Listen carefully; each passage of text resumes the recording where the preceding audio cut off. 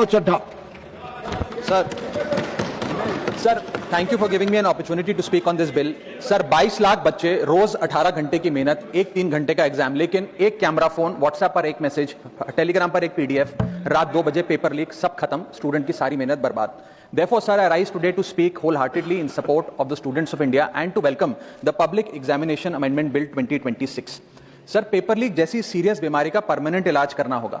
जैसे कैंसर का इलाज क्रोसिन खिलाकर नहीं किया जा सकता, ठीक वैसे ही पेपर लीक जैसी प्रॉब्लम का इलाज मीडिया साउंड बाइट से नहीं बल्कि इंस्टीट्यूशनल सॉल्यूशन से होगा, जो आज हमारी सरकार इस बिल के माध्यम से करने जा रही है by introducing India's first ever anti paper leak framework. सबसे पहले मैं नीट के स्टूडेंट्स को कुछ कहना चाहूंगा। आपका गुस्सा जस्टिफाइड है, आपकी पेन रियल है और आपको एग्जामिनेशन सिस्टम से जो कंप्लेंट है वो कंप्लेंट भी जेन्युइन है। Your voice matters. और जब आपने अपनी चिंता व्यक्त करी, अपना दर्द बताया, when you demanded, the honourable prime minister heard that demand, not just as a prime minister but also as a guardian, परिवार के मुखिया की तरह उस बात को सुना। Students demanded, government acted, historic decisions taken, systems changed. Sir जब एक स्टूडेंट नीट जैसे पब्लिक एग्जाम की प्रिपरेशन करता है तब वो अकेला तैयारी नहीं करता, उसका पूरा परिवार प्रिपरेशन करता है। मां अपनी छोटी छोटी जरूरतें रोक देती है, घर का बजट कम करती है, पिता फैमिली की सेविंग्स को कोचिंग फीस, रेंट और टेस्ट सीरीज पे खर्च करता है, फैमिलीज को लोन तक लेना पड़ता है, और स्टूडेंट खुद कोटा, जयपुर, चंडीगढ़, दिल्ली, पटना जैसे शहरों में जाकर घर से दूर रहता है, दिन में 18-18 घंटे पढ़ता है, रात 2 बजे तक पढ़ाई करता है और फिर अलार्म लगाकर सुबह 5 बजे क्लासेस के लिए उठ जाता है। परिवार से दूर, कोई सोशल लाइफ नहीं, कोई त्योहार फेस्टिवल नहीं, सोशल मीडिया, फ्रेंड से दूर, और अपनी स्लीप और अपनी हेल्थ से भी कॉम्प्रोमाइज करता है, क्योंकि उसे पता है कि जब वो पेपर लिखेगा तो सिर्फ पेपर नहीं, अपनी फैमिली के लिए एक बेटर फ्यूचर लिखने जा रहा है। फिर एक दिन एग्जाम की तारीख पर उसे पता लगता है कि 3 साल से वो जिस पेपर की तैयारी कर रहा था वो पेपर किसी ने पहले ही पैसे देकर हासिल कर लिया, पेपर लीक हो गया। और इस समय सर सिर्फ पेपर लीक नहीं होता, उस स्टूडेंट का मेहनत, उसकी ड्रीम्स, उसकी सेल्फ बिलीफ, उसका ट्रस्ट, उसकी एस्पिरेशंस, ये सब लीक होती हैं और उसकी मेंटल और फिजिकल हेल्थ पे असर पड़ता है। I understand that pain sir, because मैं खुद भारत के अभी कुछ साल पहले ही भारत के एक पब्लिक एग्जामिनेशन सिस्टम का स्टूडेंट रहा, चार्टर्ड अकाउंटेंसी का। And sir because I have spent enough time in this house critiquing the government, I have earned the right to say my next sentence with full conviction and sincerity कि जब बात students की आई, when it came to our students and the youth of India, the government heard, the government actioned and the government delivered. Students का feedback लिया, students की demands को honour किया और ये डेमोन्स्ट्रेट किया कि सरकार स्टूडेंट्स के साथ खड़ी है। जिस उम्मीद के साथ स्टूडेंट्स ने अपनी मांग प्राइम मिनिस्टर साहब के सामने रखी, उस चिंता को, उस दर्द को समझते हुए तमाम एक्शन लिए गए, तमाम स्टेप्स लिए गए, जैसे कि शॉर्ट टर्म और long term steps. Number 1, paper leak के बाद इमीडिएटली री एग्जाम कराया गया ताकि साल बर्बाद ना हो। जांच सीबीआई को सौंपी, एसआईटी का गठन हुआ, स्पेशल इन्वेस्टिगेशन टीम, जिसने 13 लोग मेन किंगपिन समेत गिरफ्तार किए। मात्र 75 दिन में, आज से 2 दिन पहले जब 75 दिन पूरे हुए जांच के, चार्जशीट भी फास्ट ट्रैक कोर्ट में दर्ज करा दी गई, जांच को महीनों सालों लटकाया नहीं। 47 नेशनल टेस्टिंग एजेंसी के ऑफिसर्स को शंट आउट किया गया, एजुकेशन सेक्रेटरी का तबादला हुआ, यहां तक कि मॉरल ग्राउंड्स पे हमारे ऑनरेबल होम एजुकेशन मिनिस्टर ने इस्तीफा तक दिया और स्टूडेंट प्रोटेस्टर्स के खिलाफ जो केसेस थे उन्हें विड्रॉ किया गया। बेरीड फैमिलीज जिसके अपने किसी घर के बच्चे को, किसी स्टूडेंट को खो दिया, उसको कॉम्पनसेशन दी जा रही है। एग्जाम सिक्योरिटी प्रोटोकॉल्स को स्ट्रेंथन किया जा रहा है और अगली बार से यह नीट का पेपर ओएमआर शीट से नहीं बल्कि फुल्ली कंप्यूटर बेस्ड टेस्टिंग से कराया जाएगा ताकि remotest chance of paper leak भी एलिमिनेट कर दिया जाए। इसी के साथ साथ सरकार ने एक हाई पावर टास्क फोर्स का गठन किया है जो फर्दर रिफॉर्म्स अंडरटेक करेगी कि भारत के पब्लिक एग्जामिनेशन सिस्टम की इंटेग्रिटी को कैसे प्रिजर्व और प्रोटेक्ट किया जाए, और इसमें इंडिया के मोस्ट अक्लेम्ड एक्सपर्ट्स जैसे कि नंदन नीलकनी साहब को समिति में डाला गया है। इसी के साथ साथ डेटरेंस क्रिएट करने के लिए, अपराधी के मन में खौफ पैदा करने के लिए एक ऐसा कानून लेकर आज सरकार सदन में आई है जिसके पास होने के बाद कोई अपराधी सपने में भी यदि पेपर लीक करने का सोचेगा तो उसकी रूह कांप जाएगी।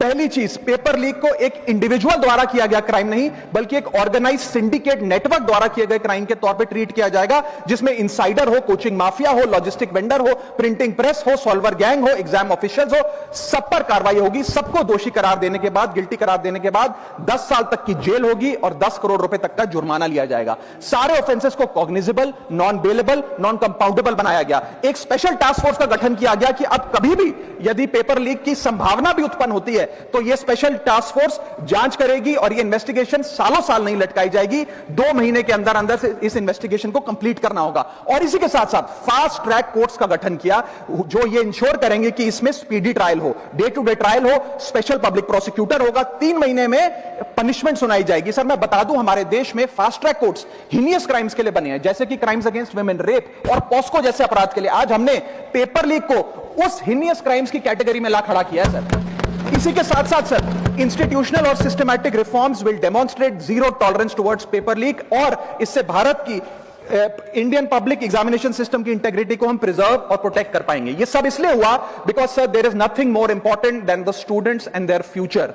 Sir their voices mattered, their voices were heard and systematic and systemic changes have been brought in. उनकी आवाज को, स्टूडेंट्स की आवाज को कोई पॉलिटिकल चैलेंज नहीं बल्कि एक परिवार की भीतर की चिंता की तरह समझकर, जैसे घर के बच्चे घर के बड़े से अपनी चिंता व्यक्त करते हैं, दर्द व्यक्त करते हैं, डिमांड्स रखते हैं, ठीक वैसे ही सरकार ने ये तमाम फीडबैक लेते हुए एक्शन लिया। Sir Benjamin Franklin American philosopher, statesman, diplomat रहे, उन्होंने कहा था well done is better than well said. सालों तक इस देश में पेपर लीक होता आया लेकिन सिर्फ डिस्कशन और सिर्फ साउंड बाइट हुई। आज एक्शन हो रहा है, सिस्टमैटिक रिफॉर्म्स आ रहे हैं और भारत का पहला एंटी पेपर लीक फ्रेमवर्क बनके तैयार है और आपके सामने है। सर इसी के साथ साथ पेपर लीक किसी एक पार्टी का, किसी एक सरकार का ऑफिसर या मिनिस्ट्री की देन नहीं है और ये कोई 2026 का फिनोमेना भी नहीं है। सर मैं बता दूं कि सर जब बात अकाउंटेबिलिटी की हो, मोरालिटी की हो, जवाबदेही की हो, तो इसलिए इससे जब बात अकाउंटेबिलिटी की हो, मोरालिटी की हो, जवाबदेही की हो, तो सर ये इससे तय नहीं होना चाहिए कि पेपर लीक कौन से राज्य में हुआ, कौन सी मिनिस्टर के अंडर हुआ, कौन सी पार्टी में हुआ, क्योंकि ये एक पैन इंडिया ऑर्गेनाइज्ड क्राइम है, क्रॉनिक डिजीज है। मैं ये बात इसलिए कह रहा हूं क्योंकि 19 जुलाई 2026 को, आज से मात्र 10 दिन पहले, पंजाब के अंदर एक फार्मेसी ऑफिसर रिक्रूटमेंट का एग्जाम हुआ। उसमें मैसिव इरेगुलरिटीज देखी गई, ब्लूटूथ डिवाइसेस के माध्यम से लाइव चीटिंग चल रही थी और चीटिंग सिंडिकेट वो चीटिंग फैसिलिटेट कराने के लिए 13 लाख रुपए का रेट चार्ज कर रहा था। यही नहीं सर, आम आदमी पार्टी की सरकार जब पंजाब में बनी तब से अभी तक नायब तहसीलदार के एग्जाम में इरेगुलरिटीज देखी गई और लार्ज स्केल चीटिंग हुई। पंजाब स्टेट एजुकेशन बोर्ड में 12वीं क्लास का इंग्लिश का पेपर लीक हुआ, पीएसटीईटी स्कूल टीचर रिक्रूटमेंट का एग्जाम का पेपर लीक हुआ, पीएसएसबी के ग्रुप ऑफिसर के रिक्रूटमेंट का एग्जाम लीक हुआ, एग्रीकल्चरल डेवलपमेंट ऑफिसर के रिक्रूटमेंट का एग्जाम लीक हुआ और एक्साइज और टैक्सेशन इंस्पेक्टर की रिक्रूटमेंट की मेरिट की लिस्ट जब आई तो उसमें फर्जी नाम डाल के जारी कर दिया गया। सर मैं आ रहा हूं, अब मैं कांग्रेस में आ रहा हूं। आप कांग्रेस का सुनिए सर, ये मेरा समय खराब कर रहे हैं। आप बोले सर, जब सर कांग्रेस की कर्नाटक में सरकार है, इसी साल जनवरी 2026 में एसएसएलसी का पेपर हुआ। इसी साल कर्नाटक में कांग्रेस की सरकार के अंडर एसएसएलसी का पेपर हुआ, पेपर लीक हुआ और वो पेपर ऑनलाइन 200 रुपए में स्टूडेंट्स को बेचा जा रहा था। हिमाचल प्रदेश में HP state selection commission recruitment exam का पेपर कांग्रेस के कार्यकाल में लीक हुआ। अब आप सुनिए सबसे चौंका देने वाली घटना, सर सबसे शॉकिंग और सैड बात यह है कि 2016 में कर्नाटक में जब कांग्रेस की सरकार थी तब वहां पे 12वीं कक्षा का प्री यूनिवर्सिटी कॉलेज का 12th का केमिस्ट्री का पेपर लीक हुआ। ये क्लासरूम का पेपर नहीं था सर, ये स्टेट बोर्ड एग्जाम था। ये स्टेट का एग्जाम जब पेपर लीक हुआ, बच्चे एग्जाम देकर घर आ गए, पता लगा पेपर लीक हो गया, पेपर कैंसिल कर दिया। 20 दिन बाद री एग्जाम कराया गया, री एग्जाम का पेपर भी लीक हो गया और उसके बाद रात को 3:30 बजे वो पेपर व्हाट्सएप पे घूम रहा था, री एग्जाम को भी कैंसिल करना पड़ा। इसके बाद जब जांच हुई, स्टेट सीआईडी ने जांच करी तो 3 लोगों को अरेस्ट किया, जिसमें कर्नाटक सरकार के मेडिकल एजुकेशन मिनिस्टर डॉक्टर शरण पाटिल का पीए खुद शामिल था। पीए 10-10 लाख रुपए लेकर पेपर लीक कर रहा था। उसके बाद जब मंत्री जी से पूछा गया कि आप इस्तीफा क्यों नहीं देते, आपकी मॉरल और डायरेक्ट जिम्मेदारी बनती है, आपके दफ्तर का आपका पीए पेपर लीक कर रहा है, आप क्यों नहीं इस्तीफा देते, तो उन्होंने कहा कि there is no question of resigning, अगर कुछ गलत हुआ है तो वो मेरे पीए का पर्सनल मैटर है, उसकी पर्सनल लाइफ है। वहां सर ऑफिस गवर्नमेंट का, डेजिग्नेशन गवर्नमेंट की, एक्सेस गवर्नमेंट का, बट अरेस्ट की बात आई तो पर्सनल लाइफ का मैटर है। और आयरनी देखिए, आज 2026 में कर्नाटक में फिर कांग्रेस की सरकार है और डॉक्टर शरण पाटिल फिर मंत्री हैं और उसी विभाग के मंत्री हैं, मेडिकल एजुकेशन विभाग के मंत्री। यह है स्टैंडर्ड ऑफ अकाउंटेबिलिटी।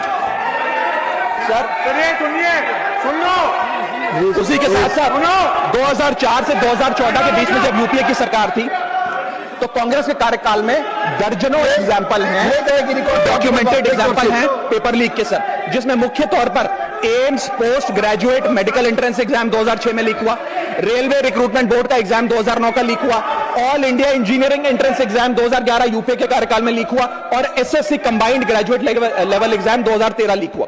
सर, इस पीरियड में उस समय की यूपीए सरकार ने क्या किया? कोई अकाउंटेबिलिटी एस्टैब्लिश करी, कोई एग्जाम सिक्योरिटी आर्किटेक्चर को ओवरऑल करने के लिए कोई कानून लाए, कोई dedicated anti paper leak law लाए? कुछ नहीं लाए। सर, मैं एक बात कहना चाहता हूं, सर, पॉलिटिकल मेमोरी सिलेक्टिव हो सकती है, पब्लिक रिकॉर्ड सिलेक्टिव नहीं हो सकता। अगर नेशनल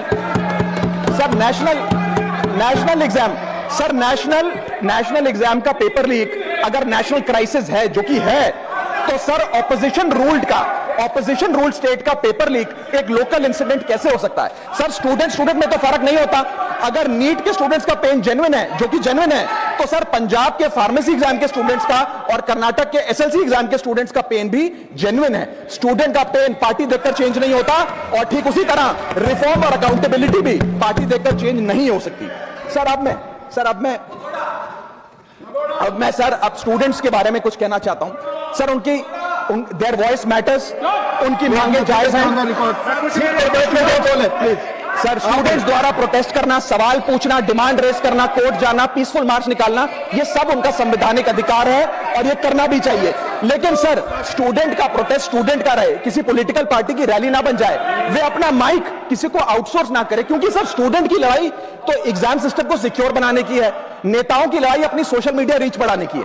सर, जब पॉलिटिकल लीडर्स प्रोटेस्ट के टाइम पर बैरिकेड के आगे स्टूडेंट को भेज खुद कैमरे की सेफ साइड पे रहें, तो उनसे पूछिए कि रिस्क मेरा और रील तुम्हारी, ये पार्टनरशिप कैसी? सर, स्टूडेंट का मूवमेंट स्टूडेंट के फ्यूचर के लिए है, किसी फ्लॉप पॉलिटिकल पार्टी के कमबैक के लिए नहीं है सर। और जो पॉलिटिकल पार्टी के अपने खुद के फ्यूचर का आता पता नहीं, वो स्टूडेंट के फ्यूचर की क्या लड़ाई लड़ेगी सर? स्टूडेंट्स को जस्टिस चाहिए, पॉलिटिकल पार्टी को फुटेज। स्टूडेंट को एग्जाम सिक्योर करना है, पॉलिटिकल पार्टी को वायरल क्लिप। स्टूडेंट का सवाल फ्यूचर का है, नेता का कैलकुलेशन अगले इलेक्शन का। इसीलिए मैं ऑपोजिशन पार्टीज को कहना चाहता हूं, don't use students emotion for your political promotion. ये लड़ाई बीजेपी वर्सेस कांग्रेस नहीं है, ये लड़ाई मेरिट वर्सेस माफिया की है, मेहनत वर्सेस सेटिंग की है। और सर, एक बात और, सर, आज हमारे स्टूडेंट्स पर पढ़ाई का बहुत स्ट्रेस है। हमारे समाज ने, हमारी सोसाइटी ने आज बच्चों का, क्योंकि हम बेस्ट चाहते हैं, अपनी बच्चों से पढ़ाई संबंधित एक्सपेक्टेशन को प्रेशर में बदल दिया है। और ये प्रेशर सर स्कूल से ही शुरू हो जाता है। जब बच्चा 10वीं क्लास का बोर्ड का एग्जाम दे रहा होता है तो बोला जाता है ये क्रिटिकल ईयर है, अच्छे मार्क्स लाने हैं, नहीं तो स्ट्रीम नहीं मिलेगी, पूरा करियर बर्बाद हो जाएगा। 12वीं क्लास में जाता है तो प्रेशर और बढ़ता है, बोला जाता है ये लाइफ का टर्निंग पॉइंट है, आगे की जिंदगी कैसे डिसाइड होगी। जेई, नीट, सीयूईटी, तमाम एंट्रेंस एग्जाम की तैयारी का प्रेशर अलग। और सर, जब कॉलेज पहुंचता है तो एक अलग ही लेवल का प्रेशर होता है। उसको बोला जाता है सीजीपीए ठीक रखो वरना प्लेसमेंट नहीं मिलेगी। ये पूरी लाइफ का सवाल है, करियर का सवाल है। हर स्टेज पर प्रेशर का सिलेबस बढ़ता जाता है। और ओवरऑल सर, इंडिया में कंपटीशन बहुत फास्ट स्पीड पे बढ़ रहा है, लेकिन उसी के साथ साथ कंपैरिजन भी बहुत फास्ट स्पीड पे बढ़ रहा है। सबसे पहले जब बच्चा स्कूल जाता है तो अपने स्कूलमेट्स, क्लासमेट से कंपैरिजन होता है। कोचिंग सेंटर जाता है तो वहां कोचिंग सेंटर के स्टूडेंट से कंपैरिजन होता है। ऑल इंडिया रैंकर से कंपैरिजन होता है। घर आता है तो पड़ोसी और रिश्तेदारों के बच्चों से कंपैरिजन होता है। ये कंपैरिजन मोटिवेशन नहीं सर, प्रेशर और स्ट्रेस में बदलता जा रहा है। सर, जैसे 3 इडियट्स पिक्चर में कहा था ना, काबिल बनो, कामयाबी झक मारकर पीछे आएगी, ठीक उसी तरह समाज को, हम सबको, अगर कोई स्टूडेंट चिंतित दिखे, स्ट्रेस में दिखे, उसे कहना चाहिए कि एग्जाम इंपॉर्टेंट है, लेकिन तुम एग्जाम से ज्यादा इंपॉर्टेंट हो सर, क्योंकि घर स्टूडेंट का सेफ स्पेस होना चाहिए सर, दूसरा एग्जाम सेंटर नहीं। और एक रैंक रिजल्ट डिसाइड कर सकती है बच्चे का, उसका फ्यूचर नहीं, वैल्यू नहीं, उसकी पूरी जिंदगी नहीं। और अंत में sir, I just take 1 more minute sir, अंत में मैं अपने वेल विशर्स को भी कुछ कहना चाहूंगा, जो पिछले कुछ समय से मुझे कह रहे थे कि राघव आप नीट के इशू पर कब बोलोगे, आपको हम सुनना चाहते हैं। मैं बड़ी हम्बली कहना चाहता हूं सर, जब मैं ऑपोजिशन में बैठता था तब सवाल मेरा हथियार था, आज मैं ट्रेजरी बेंचेस पर बैठता हूं, आज सोल्यूशन मेरी जिम्मेदारी है।